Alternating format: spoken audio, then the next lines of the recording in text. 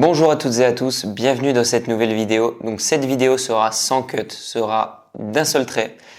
J'aimerais parler aujourd'hui, discuter avec vous d'une chose que j'ai remarquée dernièrement, que j'ai reçue également par message, où l'on parle de l'équilibre entre le spirituel et la matière. Comme s'il y avait en réalité une dissociation entre les deux.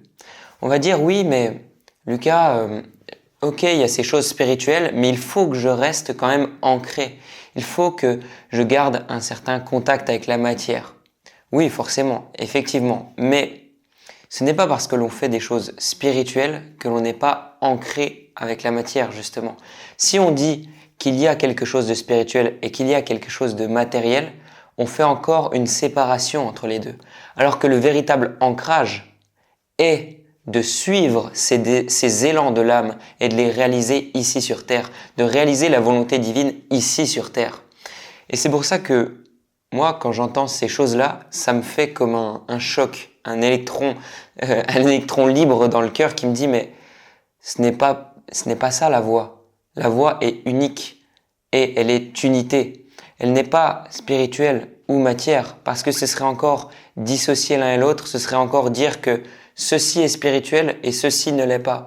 Donc ça veut dire que dans notre monde, tout n'est pas spirituel?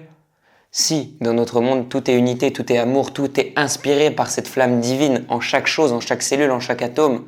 Donc de dire que il faut que je fasse des actions ancrées dans la matière et des actions spirituelles, c'est apporter cette séparation.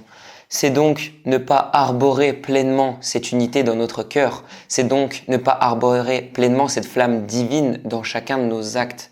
Aujourd'hui, remettons les choses en place. Réalisons dès maintenant que l'acte divin n'est ni matériel ni spirituel, il est unité. C'est-à-dire un acte dans la matière, ici, infusé par le spirituel, c'est-à-dire par l'amour qui coule en chaque chose. C'est-à-dire un acte où nous sommes ni en fluctuation émotionnelle, ni en fluctuation mentale, où il n'y a aucune perturbation liée à la personnalité limitée, mais bien un accueil total de la volonté divine et une arboration, j'ai envie de dire, mais le fait d'arborer pleinement ce souffle en nous. Voilà ce qu'est à la fois l'ancrage et le spirituel. On n'a pas à avoir l'équilibre entre l'un ou l'autre.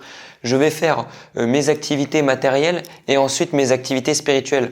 De 9 à 10, je vais faire business, donc là, max de cash, rien spirituel. On va faire le tout, on va faire tout pour s'en mettre plein les poches. Et ensuite, je fais mon yoga pendant 1 heure. Non, pendant ton entreprise, tu fais la volonté divine. Tu réalises des projets insufflés par le cœur, infusés par ta flamme intérieure. À ce moment-là, tu connaîtras l'abondance. Tu n'auras plus besoin de séparer la matière du spirituel parce que l'un et l'autre ne feront qu'un. Ton projet sera ensemencé par la flamme divine. Et à ce moment-là, tu n'auras même pas forcément besoin de faire ton yoga après comme pour récupérer, comme pour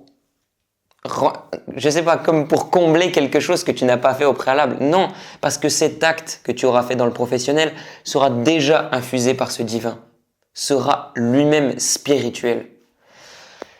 Et de la même manière, je vais pas faire du yoga comme ce domaine spirituel. Je peux faire du yoga simplement parce que c'est ce qui m'appelle, parce que c'est ce qui m'anime, pas parce que j'ai une recherche de spiritualité, pas parce que j'ai une recherche de plus de pouvoir spirituel, pas parce que j'ai un dogme dans la spiritualité, simplement parce que c'est mon élan du cœur, parce que c'est ce qui m'appelle, parce que c'est ce qui m'anime intérieurement. De la même manière, je peux simplement aller faire la vaisselle, mais le faire parce que ça m'appelle, de nettoyer les assiettes et de sentir que ça me nettoie aussi intérieurement, parce que je fais ça en suivant ce courant divin, en suivant ce souffle et en l'arborant pleinement. Voilà. Et là, à ce moment-là, faire la vaisselle, c'est pas un simple acte machinal. Ça devient une prière. Ça devient un acte de méditation. Ça devient un acte de transcendance. Et à ce moment-là, de la même manière, ce n'est plus simplement de la matière. C'est aussi du spirituel parce que les deux ne font qu'un. On ne peut pas opposer l'un à l'autre parce que la matière est le spirituel qui prend un déguisement pour prendre forme ici dans notre monde. La matière est d'abord créée par un moule dans le monde éthérique, puis dans les mondes astral et mental, astro et mentaux, pardon. Et ensuite plus haut encore dans les mondes plus subtils. Donc comment est-ce qu'on peut différencier alors que la matière est le spirituel qui prend sa forme ici dans le monde de par les moules différents.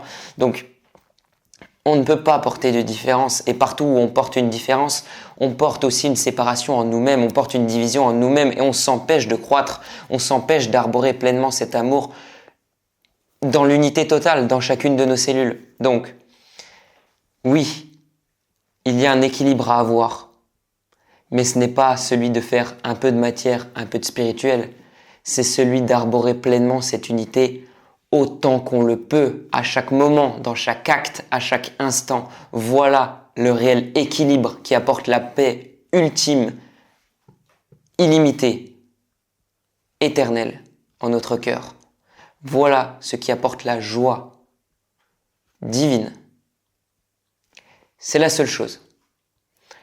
Et vous savez, j'ai déjà entendu, oui, mais je fais ce business, je fais ces choses-là pour payer le fait que je donne d'autres choses spirituelles.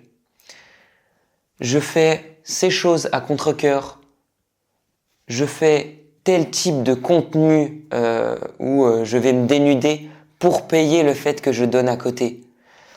C'est une aberration totale parce que quand tu donnes à côté pour, entre guillemets, le spirituel, encore une fois, c'est une case, c'est parce que tu as envie de voir un monde où il y a de l'amour, où il y a du cœur. Mais tu ne te rends pas compte qu'en réalisant ces autres projets à côté, ces autres activités sans le cœur, à partir d'espaces dissociés, à partir d'espaces séparés de l'ego, tu te rends pas compte que tu es directement en train de créer une réalité de dissociation. Donc tu es en train d'alimenter un monde où les gens ne s'écoutent pas non plus, où les gens ne font pas les choses avec le cœur, ne font pas les choses selon cet appel divin. Donc tu es en train de faire l'inverse de ce que tu souhaites.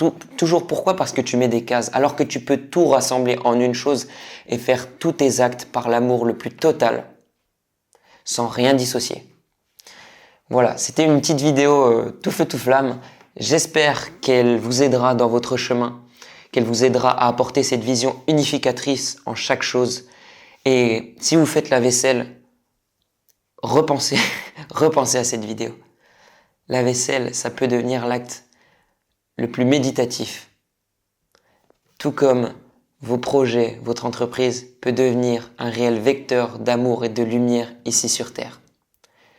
C'est votre choix qui fera la réalité. C'est de votre choix dont tout découlera. Alors, faisons ce choix ensemble, d'investir l'amour pleinement dans chacun de nos actes dès maintenant.